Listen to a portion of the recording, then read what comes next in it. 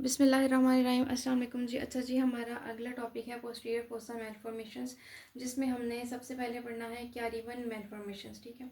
अच्छा जी, Chiari one and Chiari two malformations क्या है हमारे पास?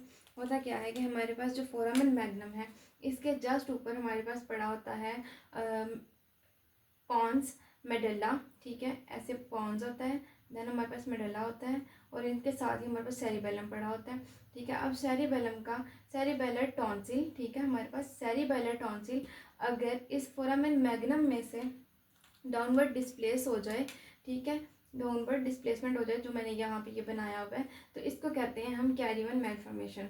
ये ना चाइल्डहुड में तो एसिम्टोमेटिक होती है, ठीक है जी, लेकिन एडल्टहुड में जैसे जैसे ब्रेन का साइज़ बढ़ता है, टॉन्सिल का साइज़ बढ़ता है, स्पाइनल कॉर्ड का साइज़ बढ़ता है, तो फोरामन मैग्नम में ना थोड़ी सी कंप्रेशन सिम्टम्स आती हैं, जिसकी वजह से पेशेंट को हेडेक की सिम्टम्स आएंगी। उसके अलावा सेरिबेलर साइंस एंड सिम्टम्स आएंगे, जो हमारे पास जैसे कि निस्टिग्मस था, डिस्डाइडोकोकाइनेसिया था, और इस तरह से ये हमारे पास कुछ सेरिबेलर साइंस एंड सिम्टम्स आते हैं ना, ये सारे आएंगे पेशेंट को।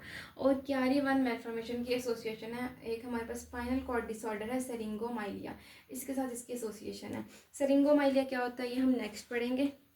उसके बाद आ जाता है हमारे पास कैरी टू मैलफॉर्मेशन। ठीक है, अब कैरी टू में क्या होता है कि हमारे पास सेरिबेलम का टॉन्सिल और वर्मिस दोनों, और साथ में मेडल्ला, ठीक है, ये चीज़ें, सेरिबेलम का पोर्शन और मेडल्ला का पोर्शन, ये दोनों जो हैं ये हमारे पास फोरामेन मैग्नम में से डाउनवर्ड डिस्प्लेस हो जाते हैं। पहले सिर्फ वर्मिस था तो इतने ज़्यादा कंप्रेशन सिम्टम्स नहीं थी। अब ना मेडल्ला और वर्मिस और टॉन्सिल, तीन चीज़ें इसमें से डाउनवर्ड डिस्प्लेस हो रही हैं।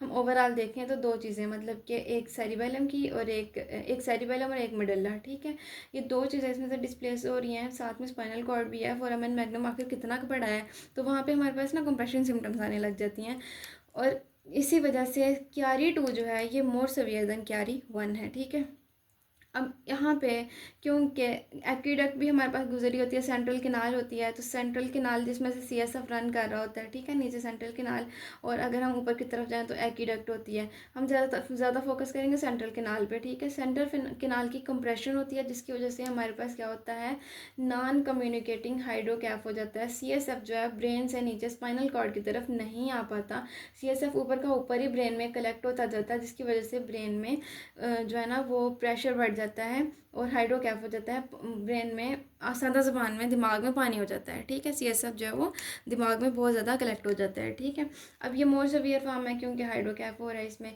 उसके बाद कुछ साइंस एंड सिम्टम्स आती हैं, उसमें हमारे पास एडल्टहुड में सेरिबेलर साइंस एंड सिम्टम्स आ रही थी। ठीक है, जबकि क्यारी टू में हमारे पास स्टडर आएगा, एपनिया आएगा, डिस्पेजिया आएगा, लिम्ब वीकनेस आएगी। कैसे आएगी कि हमारे पास यहाँ पे जो फोरामेन मैग्नम है, इसके जस्ट ऊपर जो मेडल्ला है, सेरिबेलम है, इस एरिया में हमारे पास कुछ नर्व्स निकलती हैं या नहीं, 9, 10, 11, 12 इस तरह से नर्व्स निकलती हैं ना कुछ, अब मुझे एग्जैक्ट याद नहीं है। ठीक है, 9, 10, 11, 12 ही थी, या फिर 9, 10 और 12 थी, कुछ इस तरह से। ठीक है, अब इन नर्व्स की एसोसिएशन है ना हमारे पास बोलने के साथ। ठीक है, तो डिस्फेजिया होगा।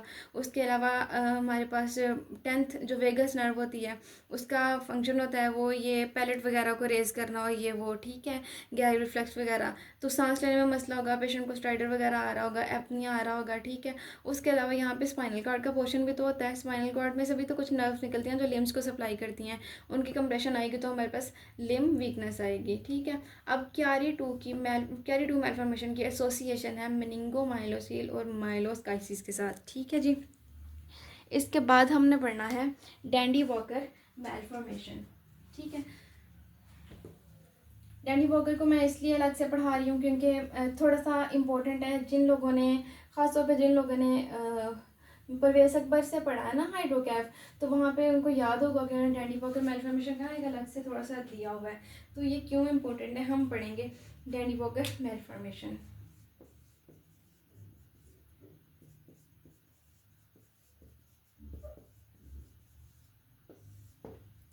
अच्छा जी, होता क्या है कि हमारे पास जो दो सेरिब्रल हेमिस्फेयर्स होते हैं, सेरिबेलर हेमिस्फेयर्स, सेरिबेलम के, ठीक है, ये सेंटर में ना ऐसे कनेक्टेड होते हैं एक दूसरे के साथ, और इनका जो सेंटर है ना ये होता है वर्मिस। ठीक है, ऐसे इसको कहते हैं हम वर्मिस। ठीक है। अगर आपको मैं ऐसे समझाना चाहूँ तो ये सेरिबेलर हेमिस्फीयर एक और ये दूसरा, ठीक है, ये दोनों ऐसे आपस में कनेक्टेड होते हैं और इनके सेंटर में, ये मेरे थंब से आप अंदाज़ा लगाएं कि ये होता है वर्मिस, ठीक है। अब सेरिबेलम के अंदर से सेंटर से गुजर रही होती है हमारे पास सेंट्रल केनाल, ठीक है, सॉरी एक्यूडक्ट, ठीक है, एक्यूडक्ट ऑफ सिलियस, ठीक है जी, यहीं से गुजर रही होती है ना, जो नीचे जाके सेंट्रल केनाल बन जाती है। अब क्या होता है हमारे पास इस वर्मिस, इस एरिया से, सेंट्रल एरिया से हमारे पास सेंट्रल केनाल एक्यूडक्ट गुजर रही होती है, ठीक है। अब डैंडी वॉकर मैल्फॉर्मेशन में ये जो वर्मिस है ना, इसकी हो जाती है डीजनरेशन, ठीक है।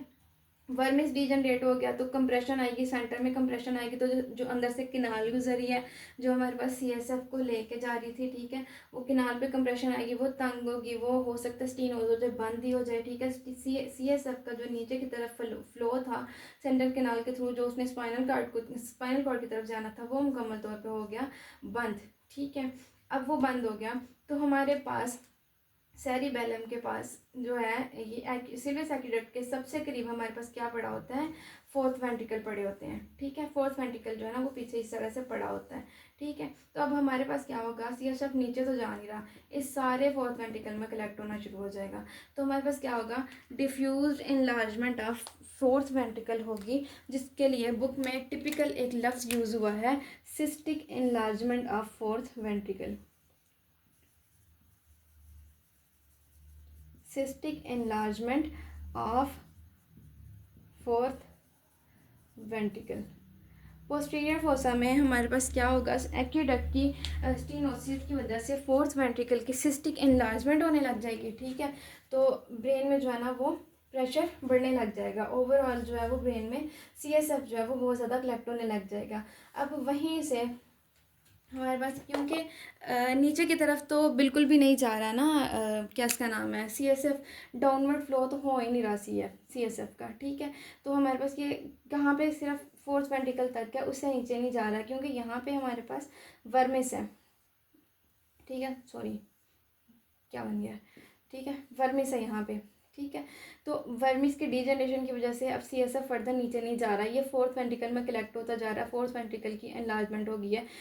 इसने अपनी जो है ना वो उसके मुताबिक जितनी इसकी सलाहियत है, जितना ये भर सकता है, जब ये भर जाएगा तो अब मज़ीद सी सब तो ऊपर की तरफ कलेक्ट होना शुरू हो जाएगा ना, फोर्थ वेंट्रिकल से आगे जो है ना वो थर्ड वेंट्रिकल से लेटरल वेंट्रिकल्स, तो अपवर्ड जो है ना वो उसमें ब्रेन में वो सी एस एफ का जो है ना कलेक्शन बहुत ज़्यादा होती जाएगी। तो हमारे पास क्या होगा, हाइड्रोकैफ डेवलप होगा। और कौन सा hydroceph, non communicating hydroceph, just as in Chiari two malformation, ठीक है, नॉन कम्युनिकेटिंग हाइड्रोकैफ।